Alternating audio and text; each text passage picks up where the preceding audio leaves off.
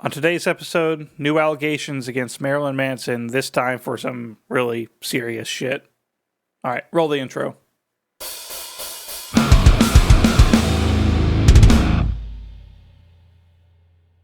So I'm not really one for trigger warnings, but this one gets pretty fucking heavy.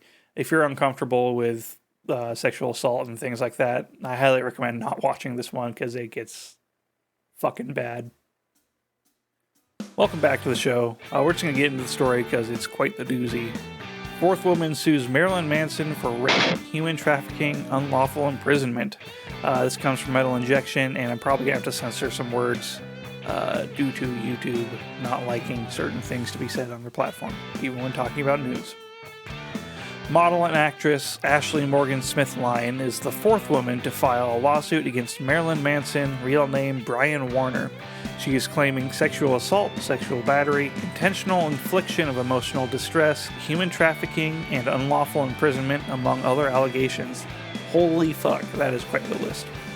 A rep for Marilyn Manson strongly denies the accusations, saying, "We strongly deny Miss Smith-Lyon's claims. There are so many falsehoods within her claims that we wouldn't know where to begin to answer them. This relationship, to the limited extent it was a relationship, lasted less than a week in 2010. Manson hasn't seen Miss Smith-Lyon since then." So yeah, a quick catch up. Basically, Marilyn Manson's getting completely piled on, probably, in my opinion, for legitimate reasons. If you kind of look at his previous history, yeah, shit's not going well for him. So maybe we'll get a recap. Rolling Stone has details of the suit which match with the story Smith-Lyon gave when she first went public with her accusations in a May interview with People. Smith-Lyon noted that over the course of their 2-year relationship, Manson sexually assaulted her countless times, with Smith-Lyon saying Manson hit her, whipped her, cut her with a swastika emblazoned knife, and shoved his fist in her mouth during sex. Ew. She said Manson forced her to do a blood pact. He cut me on my stomach and then drank my blood. Of course he fucking did. Then he had me drink his, she says. The more I let him hurt me, the more I loved him, and the more I was proving myself to him. When she pissed him off, he would lock her in something he called the bad girl's room, which was a glass soundproof room. Other women have made mention of this room, and Smith-Lyon says she was locked in there at least 100 times. Honestly, she's saying all this stuff that she's saying is like, it's kind of like, yeah, of course he'd be into that. Really, it's fucking Marilyn Manson, of course he's into that. A rep for Manson says he strongly denies her claims, adding there are so many falsehoods within her claims that we wouldn't know where to begin to answer them. This relationship, to the limited extent it was a relationship, didn't last 1 week. People counters by saying that Smith-Lyon showed emails purportedly from Manson that spanned over the course of more than 2 years. So always keep your receipts. The two connected in the summer of 2010 when Manson reached out to her over an acting role, and after going back and forth in text messages, Smith-Lyon moved in with Manson into his West Hollywood apartment, which she described as a freezing black refrigerator. She claims the first abuse happened while filming when he whipped her bareback as she lay naked on her stomach on his bed. Then the abuse got sexual. She recalled a time that she woke up with her hands tied and Manson had been penetrating her while she was sleeping. She was screaming and he kept telling me, "You can't rape someone that you're in love with," she says. I'm pretty fucking sure that's not how it works, bro. Pretty fucking sure that's not how it works. Smith-Lyon lost weight down to 80 pounds and claims Manson would cut her protruding ribs and once cut his initials into her thigh. She shared photos of her scars with People where you can see the permanent mark. Once again, things not looking good for Manson, and yeah. During another incident where she was trying to break free from a rape attempt, Manson broke her nose. She claims another time Manson threw a knife across the room, just barely missing her face. Eventually, she was able to break free from Manson and began healing last September when she met with Wood, Esme Bianco, and other Manson accusers. She continues to struggle with PTSD and OCD. First off, whoever fucking edited this article needs to get fired. She hopes speaking out will help stop the most terrifying monster in the world. She does not refer to herself as a victim, but rather a survivor. Given that testimony, yeah, survivor is probably a good word for it. Fucking hell. Manson only made one statement on the sea of accusations in February, saying, "Obviously, my art and my life has long been magnets for controversy," as putting it lightly.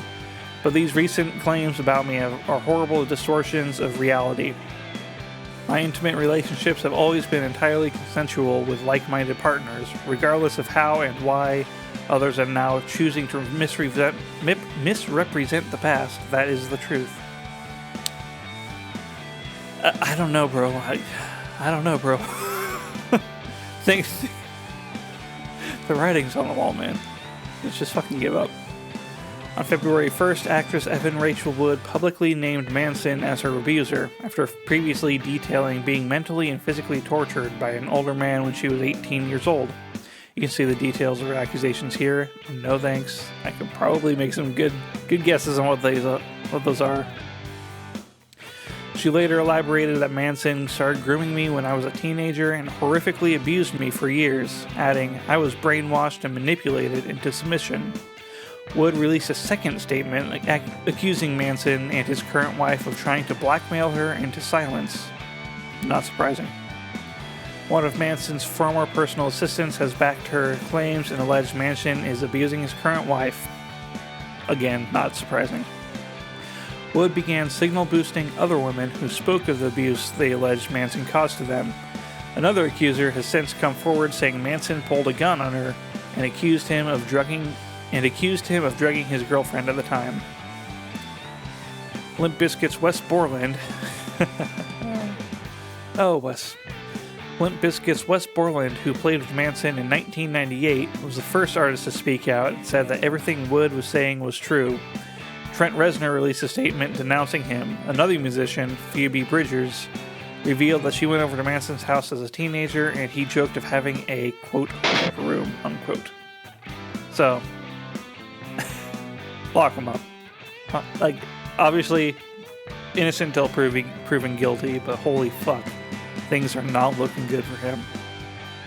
Like I said, this is the fourth woman to come out against him, and you have friends coming out against him. I haven't heard of anyone not employed by Manson being for him. Obviously, once again, innocent until proven guilty, but holy fuck, he's looking pretty guilty. So I just wanted to look into that alleged blackmail thing, just out of curiosity. So we're just going to go ahead and skim over this. This is from February 6th. It says, Wood publicly named Manson as her abuser. Wood publicly named Manson as her abuser earlier this week after previously detailing being mentally and physically tortured by an older man when she was 18. "I was called a Jew in a derogatory manner. He would draw swastikas over my bedside table when he was mad at me." Fucking edgy boy, really. "I heard the N-word over and over," she continued. "Everyone around him was expected to laugh and join in. If you did not, or God forbid called him out, you were singled out and abused more." Yeah. This is the guy who, fucking said in an interview that, "Oh man, America would be better with a fascist dictator," and I'm pretty sure he's,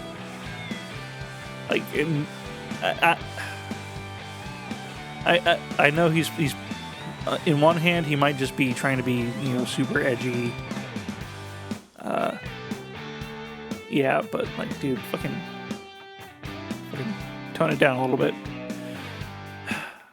Goddamn. This story is depressing me. I've never been a Manson fan personally.